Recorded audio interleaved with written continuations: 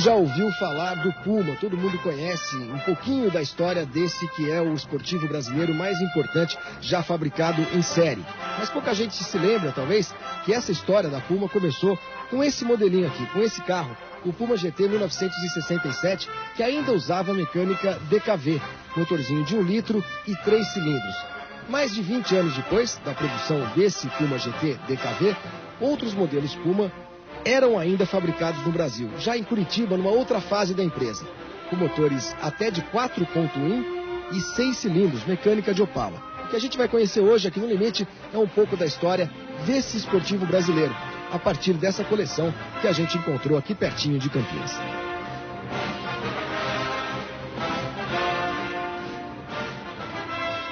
Na verdade, essa história começa um pouquinho antes de 67. Começa em 1964, quando a Willys, grande rival da Vemag, já tinha trazido para o Brasil o projeto do Renault Alpine, que deu origem ao Willys Interlagos. Era um carrinho muito leve que começou a ser usado em competições e começou a ganhar dos carros da Vemag, dos DKVs da Vemag.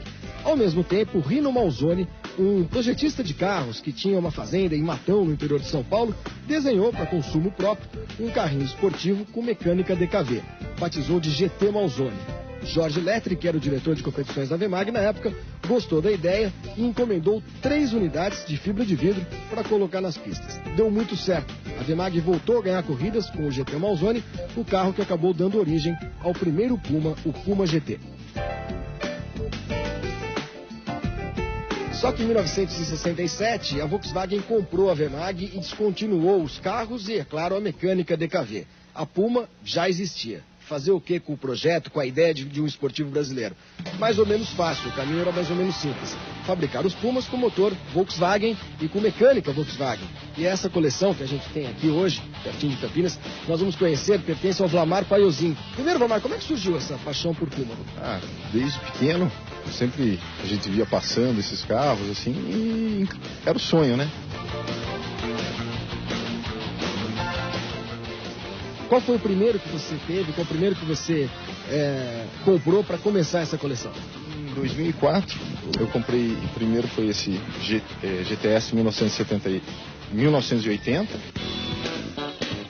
Bom, depois desse conversível, que é um Puma até comum, de a gente ver por aí, tem esse fechadinho aqui que tem algumas características bem diferentes. Ele era exportado para os Estados Unidos e Canadá, esse modelo, né? Naquela época, em 80, ele já vinha com barra de proteção nas portas, ar-condicionado, vidro laminado. Esse tem ar-condicionado, esse carro? Tem. E desembaçador traseiro. Catalisador tinha também na época, que só agora que chegou.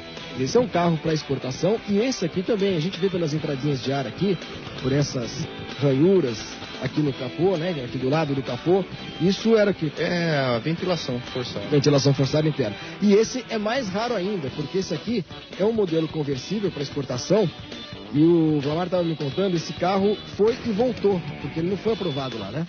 Faltou o Santo Antônio, né, que tinha obrigatório lá no mercado americano, então acho que foram fabricados 23, conheceu os Estados Unidos e voltou. Quer dizer, esse é um carro muitíssimo raro, quer dizer, foram fabricados apenas 23 desse modelo aqui. E daquele com capota? Me falaram na faixa de 8.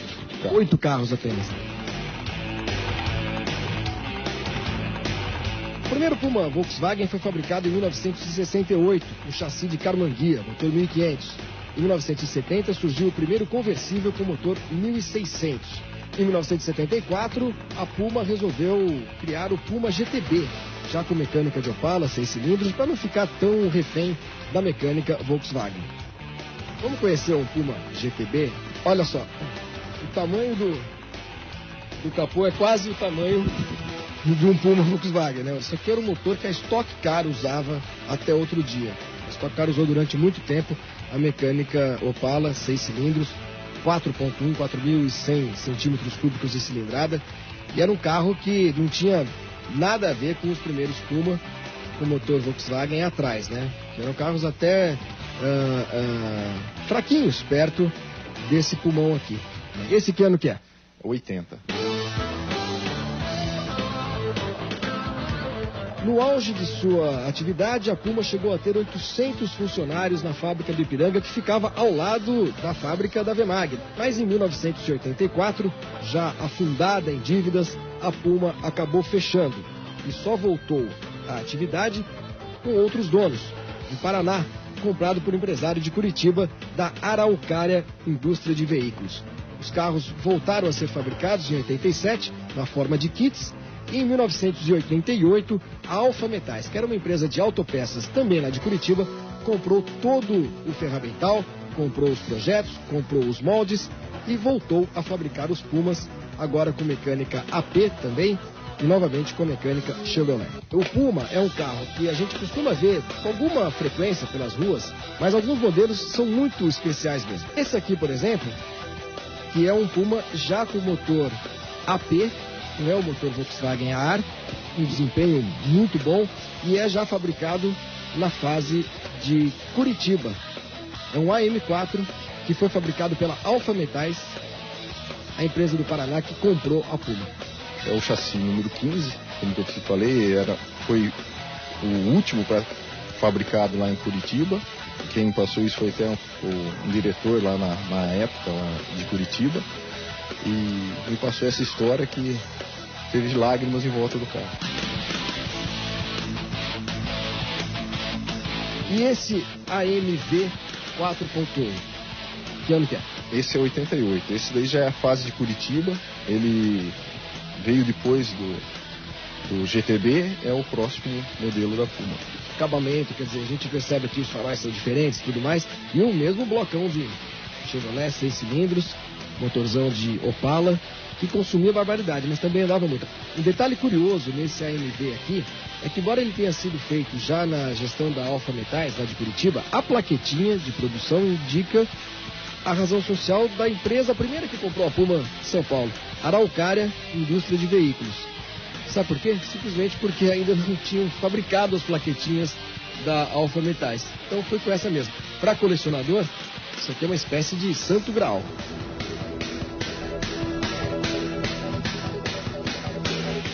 Esse aqui é um dos últimos fabricados em São Paulo, ainda com a mecânica tradicional. A parte mecânica desse carro é muito boa. Ele é 1700 o motor, tem comando P2. Esse daqui eu acho que dos que eu tenho é o mais fortinho. No total, entre 1967 e 1995, quando terminaram de vez as atividades da Puma, com seus vários donos e suas várias sedes, foram fabricados 21.595 veículos, sendo que 926 caminhões e 41 micro-ônibus.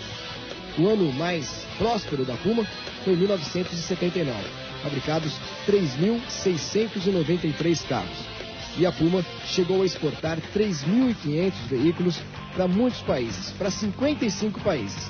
Estados Unidos, Japão, Alemanha, Suíça, Itália, Portugal, Austrália e a África do Sul, onde hoje ainda são fabricados os Puma em kits, na cidade de Durban, por um empresário que era apaixonado pelo modelo.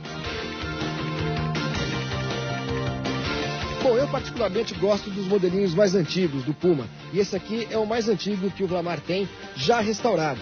É um 1973, que é conhecido como Puminha Tubarão, por conta daquelas entradinhas laterais ali. Você encontrou debaixo de uma árvore, Vlamar, é isso? Esse carro estava no centro lá de Piracicaba, e um dia um cliente amigo meu falou que sabe que eu gosto de Puma, falou, vamos que eu vou te mostrar onde tem um Puma. Ele falou, mas leva botina, tal, que você vai encontrar cobra lá no caminho. E no centro tinha uma casa antiga e ele estava enfiado no meio das árvores lá. E até tinha uma árvore que saía do assoalho do carro, que não existia mais, que ficou acho que coisa de 20 anos lá, saindo pelo vidro, que ela nasceu dentro do carro. E o carro já está sem árvore nenhuma, felizmente. E vamos dar uma voltinha nele e tentar lembrar um pouquinho como é que era ser um boy nos anos 70.